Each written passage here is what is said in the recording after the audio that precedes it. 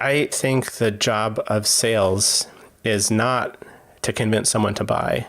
It's to stop someone from buying. And so in marketing, I want people to know that my offerings are available. But in a sales conversation, I'm not going to allow them to buy something unless I'm convinced that they're going to get value out of it.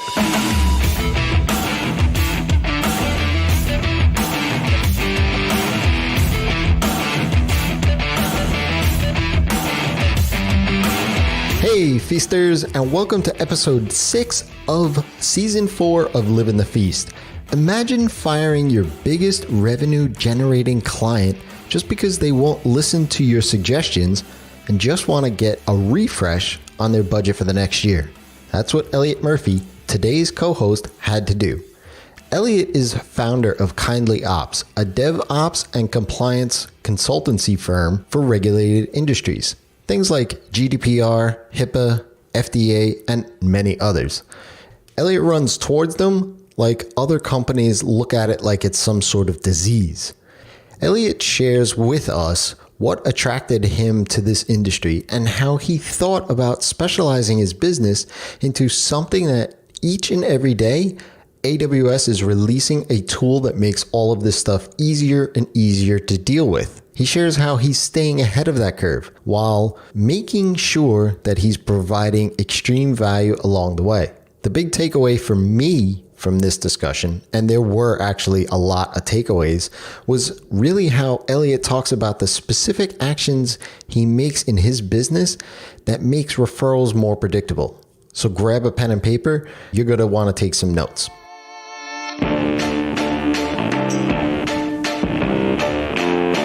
This episode is brought to you by Feast, the premium online coaching and community designed for web developers, designers, marketers, and freelancers of all type wanting to specialize their business and build recurring revenue that's profitable and sustainable. Today's market is ever-changing, and yesterday's advice won't cut it. Feast members get access to the roadmap and training library, which includes everything you need to niche down, build recurring revenue, and become that go-to respected person for your services. That, together with monthly roundup calls, exclusive workshops, expert chit-chats, and our Slack community, you'll have everything you need to live the life of your own design. If you're serious about not competing on price and having clients that respect you and your expertise, then join Feast.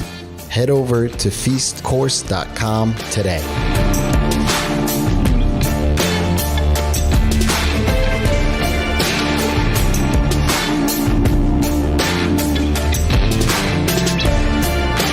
Hey Feasters, today's co-host is Elliot Murphy. Welcome, Elliot. Hi.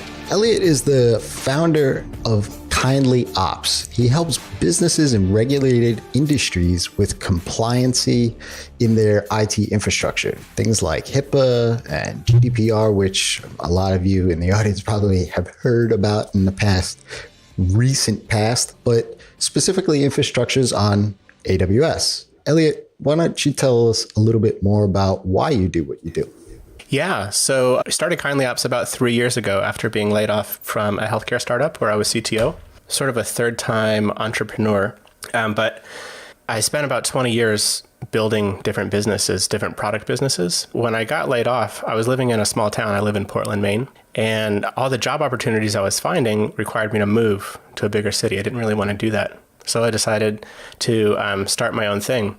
And that really required a shift in thinking. Most of our life, we're groomed to present ourselves in terms of skills or roles. But, you and I buy stuff in terms of like what problem we want solved or what experience we want to have. Right. And so when you're trying to put together a business, you need to look at like what problem needs to be solved. And looking at what problems I was able to solve, helping people with running their cloud systems under a regulated environment, sort of bridging those two worlds, was something that seemed to make sense and was a lot easier to talk about than just a laundry list of skills. Yeah, I mean, coming from an e-commerce background and PCI compliancy, and I worked in a healthcare design and development firm, so I'm well aware of HIPAA as well. I got to be honest. Those are things I don't want to touch with a 10-foot pole. Like just to be able to try to figure out all the dots that need to be connected and get all that stuff under wraps. I mean, it's such a complicated process. How do you essentially sell it? I mean, they know they need it, but then Yeah. they don't necessarily understand all the complexities that go into it and potentially the cost. So how do you sell that? For sure. So it's funny thinking about, what services to sell. I specifically thought it would be a good idea to pick something that wasn't so desirable, that people didn't want to touch with a 10-foot pole. Because I think I wanted it to be a thing where you don't end up competing against yourself, right? So a lot of dev shops, you're building an app or you're doing some design work, and if the company is successful or if the project is successful, you end up competing against yourself in terms of like those skills being more commoditized. People want to bring it in-house. They look at it as a negative that they're outsourcing that work. There are some categories of services that people never look at as a negative of outsourcing. Cleaning the office is one, right? So for some professional services firms, accountants, lawyers, they're super happy to outsource the cleaning of the office forever. And I figured that if we focused on this one particularly unpleasant part, we would get a lot better at it, and that we could, it wouldn't be miserable for us because we'd be really good at it. It would be valuable to others because they don't want to go through that big, long slog of learning how to do that stuff well. They just want to get it done. So many things that I want to ask all in one shot. But so that's what you started with initially? You're like, I'm going to do compliancy consultations and... Yeah, so the iteration, right? Like the sort of like path I followed was like, oh no, I have to sell something. Like, okay, what do I do? What do I know how to do? Starting from that skills thing, because I was applying for jobs, and you're looking at it from that skills angle. But then I realized like operating infrastructure, DevOps, is a more portable skill set across a whole bunch of different applications. So while each of the different applications would be domain specific, what it takes to make the database go, back up the database, do performance optimizations, manage the underlying cloud infrastructure, that seemed more portable. And then I came across a great book from Philip Morgan about positioning, and that really helped me start narrowing down on the market side. So like, the big insight was that the same amount of technical work had different values to different customers. So the bootstrapped startup that needed the same solution, that solution wasn't worth as much to them because they didn't have any money as a larger company who was going to have an executive be put in jail if they didn't meet certain laws. The amount of work going into that solution was the same, but the value that the customer experiences was totally different. And so that helped me realize regulated industries, and that's turned out to be narrowed even further to fintech and biotech companies. Really learning those domains and those regulations specifically has been great. And then currently, I'm trying to narrow that down even further. So we've done a ton of consulting work for those types of customers over the last 3 years. And now we're trying to shift much more from doing into advising, so that we're able to get some better margins and to be able to benefit from the efficiencies that we've developed from like doing this stuff day in and day out for the last 3 years. And really, like that aligns our interests more with our customers, because when you're selling hours, like you want them to use a lot of hours. But when you're selling strategy and advice and insight, you're trying to make them better. You're trying to build capabilities inside your customer's team. And that just is such a nicer working relationship. So you said early on that you were creating a service that your customers didn't want to touch. Mm-hmm. But now you're almost stepping back from that, right? Are you going to train their team or hire people for them, or what is that service going to look like? Yeah. So in the meantime, the rest of the world keeps moving on, right? And so there's interesting things happening from the cloud providers. When I started out, there was a much shorter list. For example, using healthcare, AWS had a much shorter list of services that were HIPAA approved, that were included in their HIPAA approved list. You could use other services, but you had to figure out how to make them compliant yourself. Over the last 36 months, Amazon has steadily added to that list. And so a lot more of their managed services are HIPAA compliant out of the box. Same thing with general cloud skills and AWS skills. They become commoditized over time. The cloud vendors are educating developers in the market. People are learning new skills. And what was once very specialized skills in how to administer and run those services becomes much more normal. Anybody can do it. Right now, anybody can fire up 50 services on AWS and be HIPAA compliant. Whereas before, you needed some special expertise to figure out how you could use some of those services in a compliant way. So in order to try and stay ahead of that shift, we've looked for the things that Amazon can't automate for you. And that ends up being the more human parts of the compliance. Gotcha. So you're essentially trying to fill the gap and staying ahead of the curve there. Yeah, absolutely. And we're trying to really hard to stay aligned with our customers, right? We're like where we're genuinely providing value, not just where we're able to trick them into buying something. We want to make sure that people feel really good that they spent money with us and that it was worth it. And that speaks to something that you said in our email back and forth, was that regardless of whatever you're doing, like whether it's a sales conversation or on your website, an article, something like that, you want every single interaction with you to have some value, right? Them to walk away with something. Now, the hardcore salespeople would argue that that's not best practice. You charge for the value, right? So why does that policy, so to speak, ring true to you? Why'd you head in that direction? Yeah, fundamentally, I think I have an abundance mindset, or I push myself towards an abundance mindset. I've worked in the open source community for a long time, and I benefit from using all kinds of amazing knowledge and technology that's given to me for free. I learn constantly every day for free. And I want to genuinely help other people. I think there's a much more selfish reason for doing it, a much more practical reason, which is I think the job of sales is not to convince someone to buy, it's to stop someone from buying. And so in marketing, I want people to know that my offerings are available.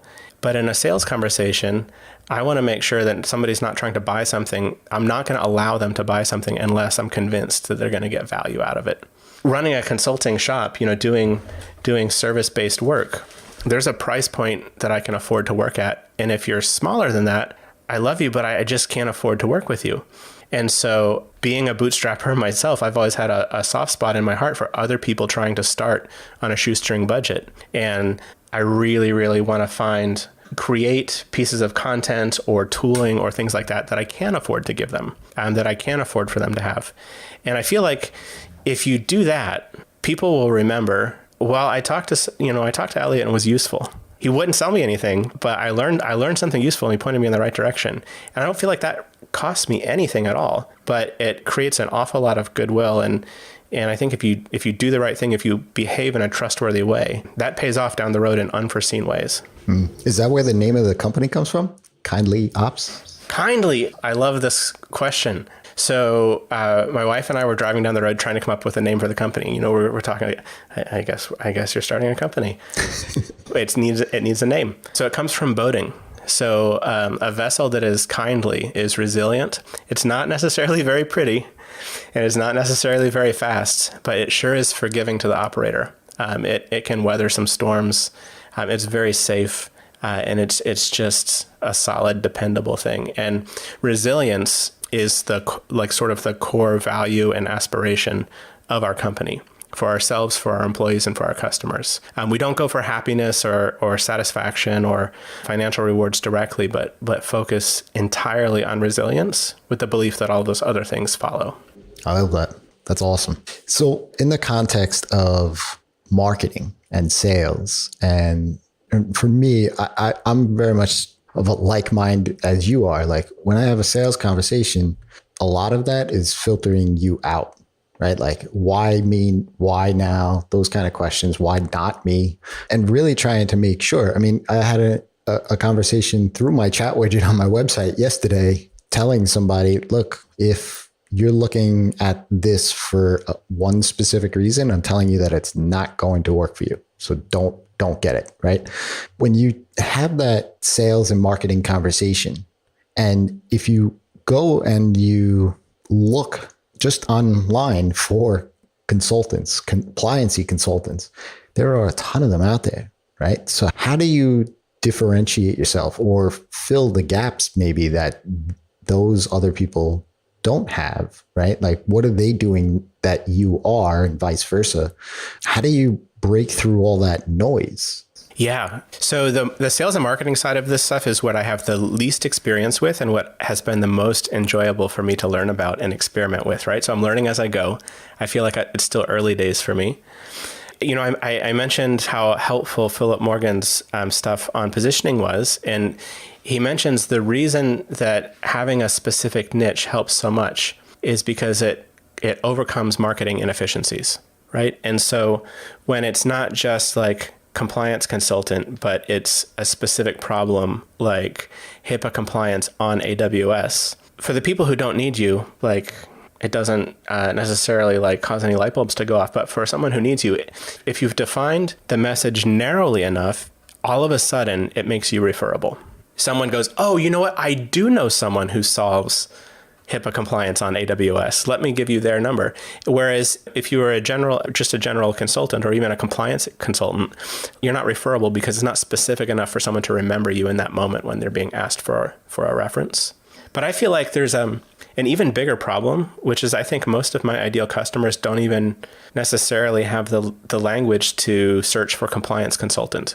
I don't think most of them want to hire a consultant, and you know, certainly aren't going to type compliance into a search box. So I feel like in my marketing, what I'm trying to do now is to educate people that these categories even exist. I think a lot about when I had my basement flood a year ago with a sewer drain backup, totally backed up. And like, I needed a plumber, right? Like, there's a million plumbers, and you look in the phone book and you Google and you're like, oh, well, this one has a website. They must be better.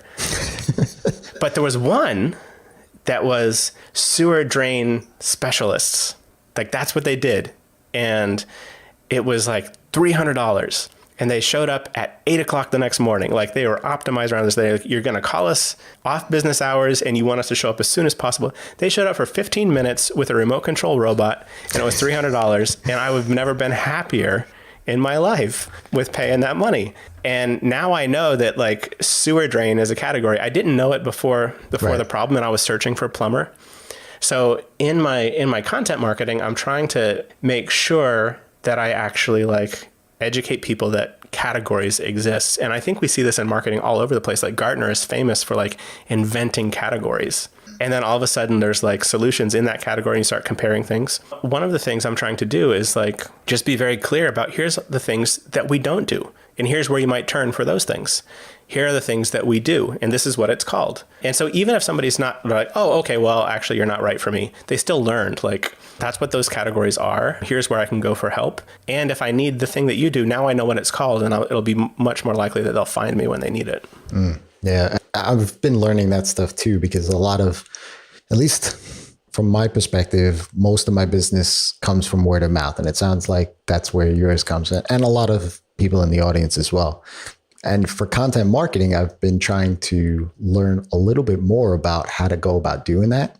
And I found Chris Marr, who he's founder of the Content Marketing Academy. And he talks a lot about the big 5 articles. And it's like, you know, pricing articles, review articles, but all of this stuff is in the context of the buyer's journey and the awareness, right? And that's, I think, what you're talking about here is the awareness stage, right? They know they have a problem. They just don't know how to form the proper search term to find out the solution to that problem. So you kind of have, and I was talking with Ruben Gomez about this 2 seasons ago, and he said the same thing, where you have to figure out what those edge cases are of, you know, your solution, you know, your product or your service, but they don't.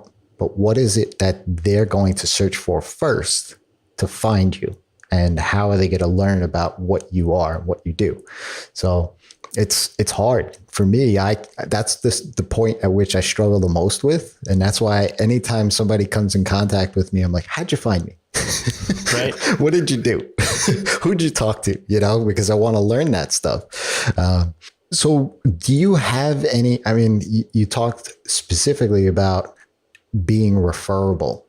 Do you do anything proactively for word of mouth campaigns or anything like that? Or is it happenstance that you get clients?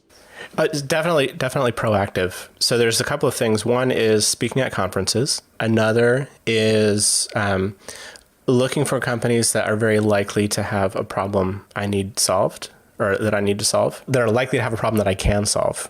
And so there are some pretty specific events in a company's growth that mean they're really likely to need help with compliance.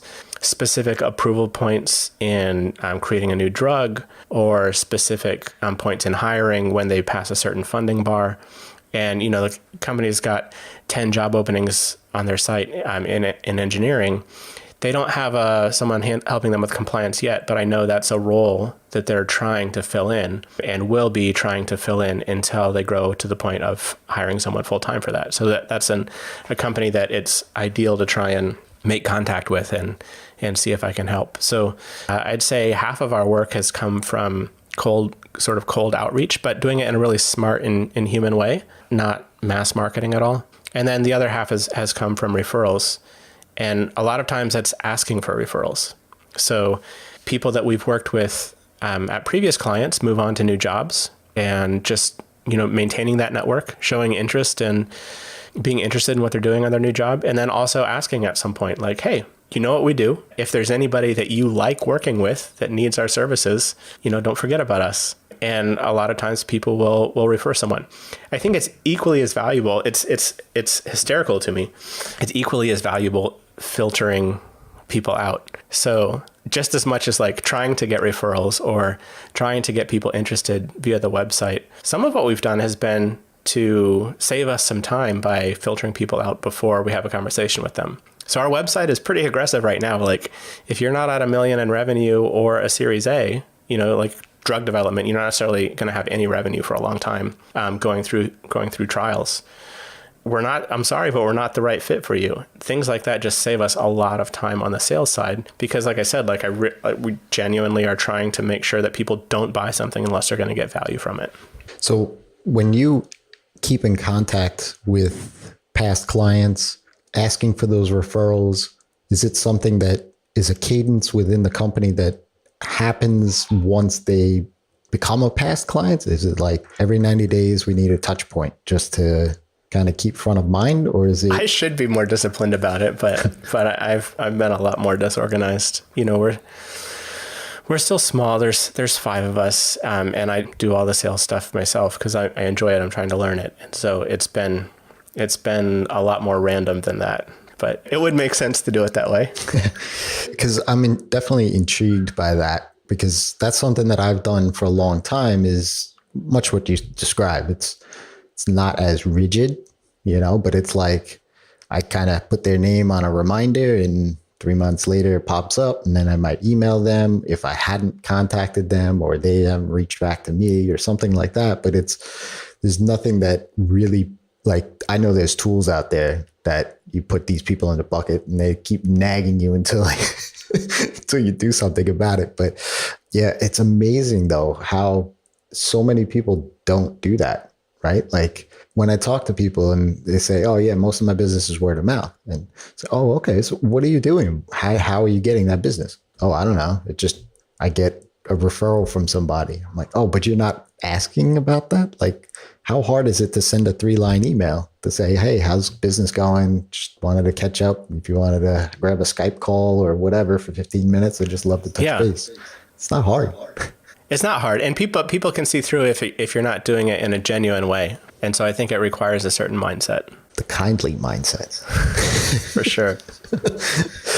That's awesome. Yeah. So on the flip side, you mentioned that you use your website as a filter. Now I'm intrigued on that because I've done that for a number of years, and I put everybody through a form. And if they can't answer certain questions, like you were saying, like, $1 million in revenue, Series A, I have questions very similar to that. And essentially, depending on the answers to those questions, they filter themselves out.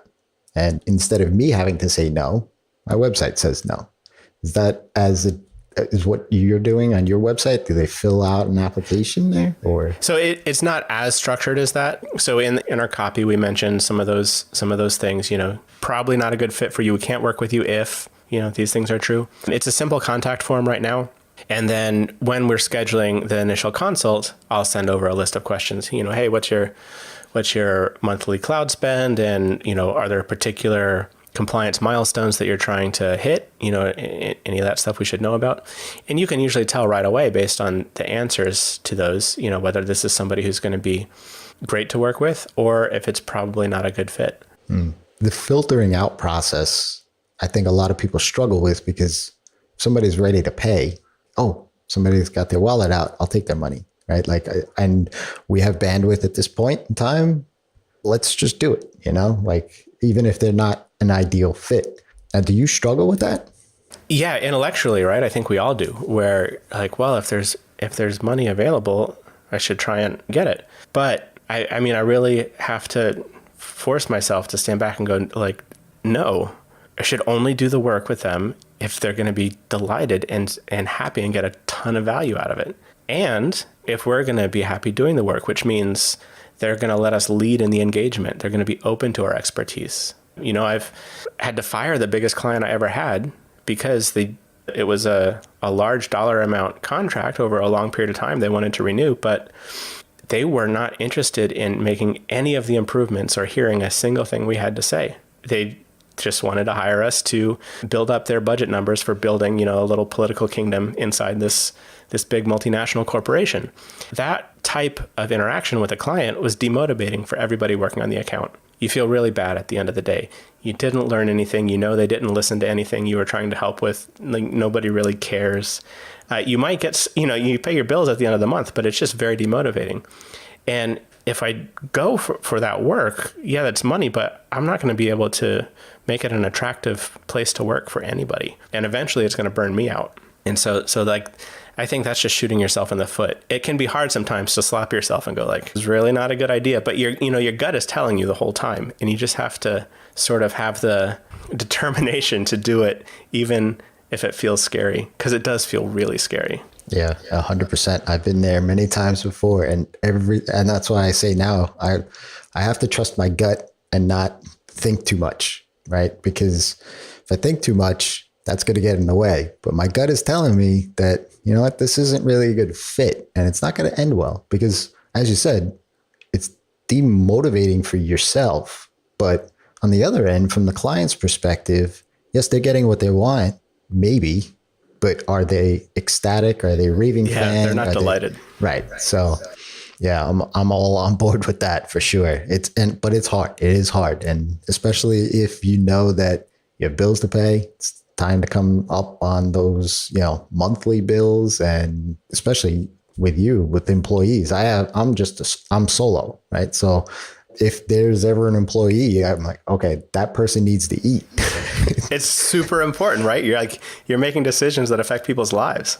Yeah. So I can only imagine the stress. I know the stress that I go through when I have that war with myself. Now it's like, okay, well, now you added just somebody else onto that side of the equation. I'm sure it's difficult. This has been outstanding, Elliot. For those of you that are listening, and Elliot has been so gracious, if you go to his website, kindlyops.com, he's offering a free hour-long AWS checkup for anyone that wants to mention this podcast, and he'll be happy to give you that free hour of AWS work in his name. Absolutely. Yeah. Mention the show and we'll do a security checkup and give you as much advice as we can possibly pack into the hour. Awesome. Great. Thanks for that, Elliot. I appreciate that. So what's next for you? Like the next 6-12 months? What's next for Kindly Ops? Yeah. So I mentioned that, there's a certain size customer that we can afford to work with doing consulting work, right? There's sort of a minimum bar there. I'm really interested in productizing some of this so that it's available to people who do have a smaller budget. We're building an open source governance and compliance product called Haven GRC. You can see the splash page. It's not launched yet, but you can see a splash page at havengrc.com. And one of the first things that is going to have in it is a security culture diagnostic survey. So people will be able to take that for free, identify the 4 common security cultures and see where their organization falls, and have some insight, in us, like, how can I think about changing or influencing the security culture in my organization, given this diagnostic. And we're hoping to build out a whole roadmap full of tools into that product that's going to be available open source. One of the things I'm really, really passionate about is, I mentioned being laid off from the healthcare startup. I saw tons and tons of healthcare research that has not made it into industry yet because people are afraid of the regulatory burden, the compliance overhead. And so I'm really passionate about, as a sort of byproduct of the work that we do, producing really useful open source tools that make it possible, or that like reduce that burden, that reduce that cost for everybody, sort of helps float all the boats. And I just think that's going to like have a bigger impact on the world than the consulting work will. That's awesome. I love that. Well, where can folks reach out and say thanks? Elliot, Elliot, at kindlyops.com. I'm always happy to talk to people. I do have a Twitter account I haven't been on in about a year. So email is probably the best way to get in touch with me. There is a contact form on the website, kindlyops.com. I'm always happy to talk to people and try and point them in the right direction. I really enjoyed getting to talk with you about this. Yeah, thanks for coming on. I appreciate it, and sharing your story and telling the world about the scariness, but also the kindness of niching down. Appreciate that. And for everybody listening, until next time, it's your time to live in the feast.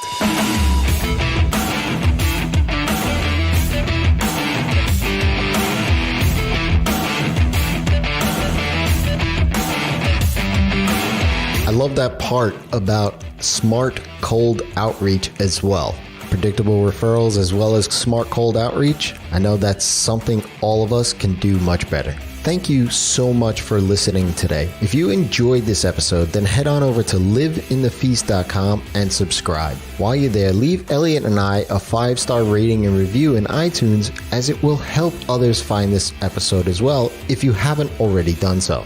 Next week, we'll be back with Troy Dean talking about how to craft a proper elevator pitch and ultimately differentiate yourself in the market. Until then, it's your time to live in the feast.